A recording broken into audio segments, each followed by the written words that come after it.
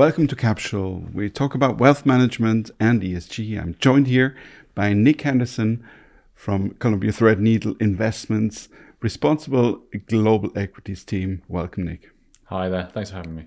When we look at the active equities trading, it's sort of a commodity nowadays. When it comes to the ESGs and the responsible strategies, it's a bit different. How would you differentiate the two strategies?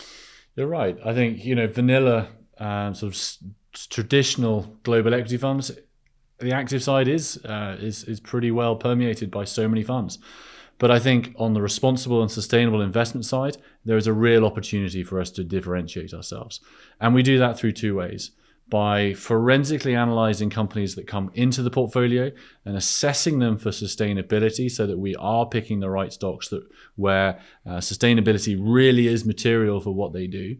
And secondly, on the ex post, once we've built the portfolio, engagement is crucial.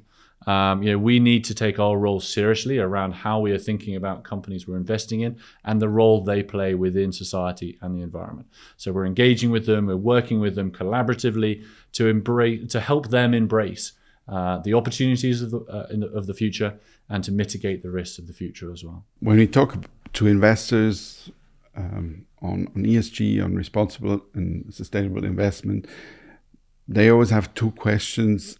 One is, how can I create value, and how can I find the right stocks?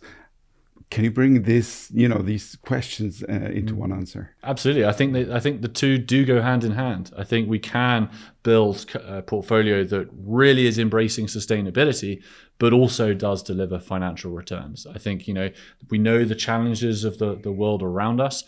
We know the issues around energy transition. We know but it all brings opportunities. Those companies that are financing that transition, that are providing the products and services into that transition, that creates opportunity, and that can build really strong returns for the portfolio.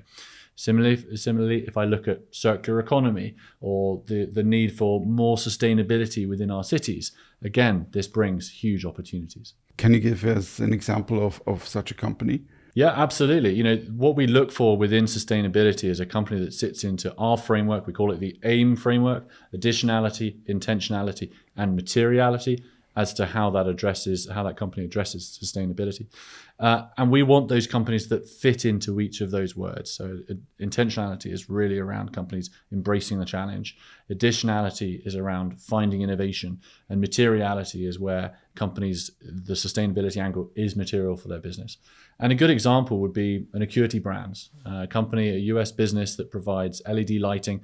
And I think, we all go home at the end of the day, particularly in winter, and we see all the lights on of all these office blocks. And it's a total waste of the energy within our society. Those lights need to be turned off as soon as people walk out the room. Similarly, equally, when the sun comes out, we want to be able to automatically dim the lights within the room so that we're making use of the light outside and reducing our energy footprint. This is all innovation. This is all opportunities right here, right now. And a company like Acuity Brands is right at the forefront of doing that. You're mentioning the engagement part of your strategy. Can you give us an example here as well on a company that you could yield measurable changes also when it comes to this, sustainability? Yeah, absolutely. We do this across developed markets and emerging markets. We've engaged with a company like Waste Connections. They are a waste and refuse business, a recycler as well, and they've set some really far-reaching Scope 1, Scope 2 carbon emission targets. On the emerging markets as well, we're engaging with a company like Bank Mandiri, who are quite literally at the coalface. They're lending to miners, they're lending to agriculture, and they're setting some really good targets around delivering on sustainability. And they're also working internally to deliver better and far-reaching targets themselves internally around carbon emissions. Let's look at the different strategies when it comes to responsible strategies and sustainable strategies. What kind of strategies are you putting in place on your side? Yeah, we try to work for our clients to really bring something different. There's a lot of mainstay responsible, sustainable funds out there. We've got some strategies that run across the sort of the avoid, the invest, and the improve philosophy that we run. We also have a strategy, the SDG engagement global equity strategy, that really focuses in on that engagement piece I talked about. And our real innovation we're excited about, we've already launched it in the UK, but coming up into Europe very shortly, is a sustainable income strategy to really produce something that is different from the global growth sustainable funds and bring something with more of a value tilt. Nick, thank you for visiting and thanks for sharing these insights. Thank you for listening. This was Capsule. Stay tuned.